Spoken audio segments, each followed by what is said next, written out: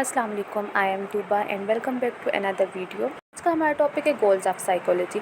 इससे पहले हम लोगों ने पहली वीडियो में पढ़ा था कि साइकोलॉजिस्ट बिहेवियर को ऑब्जर्व कर रहे होते हैं और मेंटल प्रोसेसेस की स्टडी कर रहे होते हैं, ठीक है। लेकिन क्वेश्चन ये अराइज होता है कि क्या साइकोलॉजिस्ट सिर्फ ऑब्जर्व करते हैं बिहेवियर को? आंसर ये है कि नहीं, साइकोलॉजिस्ट सिर्फ ऑब्जर्व नहीं करते बिहेवियर को, बल्कि वो उस बिहेवियर को ऑब्जर्व करते हैं, उसका रीज़न जानने की कोशिश करते हैं वो क्यों हो रहा है, और फिर उसके बाद आगे वो देखते हैं अगर ये बिहेवियर या सिचुएशन कंटिन्यू रही तो आगे क्या होगा, फ्यूचर में क्या होगा, फ्यूचर प्रेडिक्ट कर रहे होते हैं। बात वो देख रहे होते हैं कि इस सिचुएशन को इम्प्रूव कैसे किया जा सकता है, इस बिहेवियर को इम्प्रूव कैसे किया जा सकता है। तो ये सारे जो स्टेप्स हैं ये गोल्स होते हैं साइकोलॉजी की, ठीक है। प्रॉब्लम या कोई भी बिहेवियर सिर्फ ऑब्जर्व नहीं करेगा, बल्कि वो उनको डिस्क्राइब भी करेगा, एक्सप्लेन भी करेगा, प्रिडिक्ट भी करेगा और कंट्रोल और चेंज भी करेगा। ये 4 गोल हैं जो किस साइकोलॉजी में बहुत इंपॉर्टेंट होते हैं। स्टेप बाय स्टेप एक एग्जांपल के थ्रू इन सारे गोल्स को समझने की कोशिश करते हैं।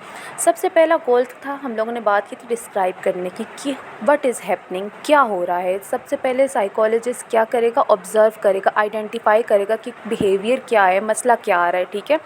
सबसे पहले जब उसने सिर्फ और सिर्फ साइकोलॉजिस्ट सिर्फ क्लियरली एक्सप्लेन करेगा कि हो क्या रहा है, चल क्या रहा है, ठीक है।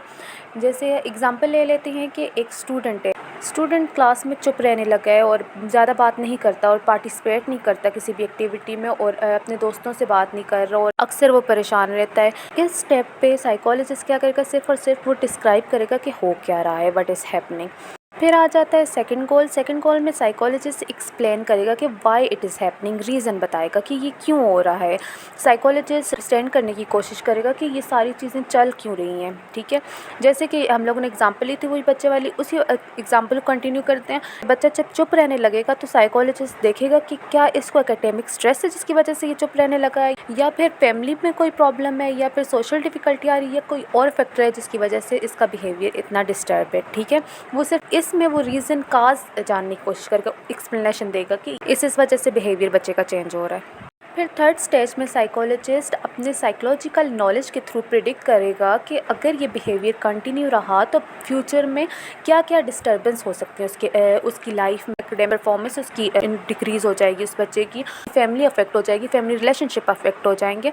ये सारा कुछ वो इस स्टेज में प्रिडिक्ट कर होता है। थर्ड स्टेज में साइकोलॉजिस्ट स्टूडेंट के पैटर्न्स को और एविडेंस वगैरह को देख कर अपने पायलट को साइकोलॉजिकल नॉलेज को करके इन्फॉर्म प्रिडिक्शन बनाएगा, ठीक है। फिर हमारे पास 4 और लास्ट स्टेज आ जाती है जो कि कंट्रोल और चेंज। अच्छा, यहाँ पे मैं क्लियर करना चाहती हूँ, कंट्रोल का ये मतलब नहीं होता कि हम लोग किसी के बिहेवियर को कंट्रोल कर सकते हैं। हम किसी के बिहेवियर को कंट्रोल नहीं कर सकते, बल्कि हम लोग इम्प्रूव करते हैं उसके बिहेवियर को। साइकोलॉजिस्ट क्या करता है कि इम्प्रूव कर रहा होता है, अपनी साइकोलॉजिकल नॉलेज यूज़ करके इसको इम्प्रूव करेगा।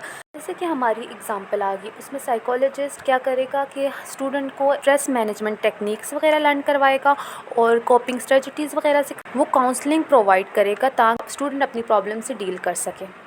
इस गोल का मकसद ये होता है कि साइकोलॉजिस्ट पॉजिटिव चेंज लेके आए उसके बिहेवियर में और हेल्दी एक चेंज लेके आ जाए किसी भी बंदे के बिहेवियर में। इस टॉपिक का मकसद ये था कि आप लोगों को ये बताना कि जब साइकोलॉजिस्ट ह्यूमन बिहेवियर और मेंटल प्रोसेसेस के बारे में पढ़ते हैं तो उनका गोल क्या होता है ये पढ़ने का। उनका गोल ये होता है कि वो उन बिहेवियर्स और वो मेंटल प्रोसेसेस जो कि हेल्दी नहीं होते हैं उनको इम्प्रूव करके उनको हेल्दी करने की कोशिश करना, ये गोल होता है साइकोलॉजी का। That's it and thank you for watching. If you have any question regarding this topic then feel free to ask.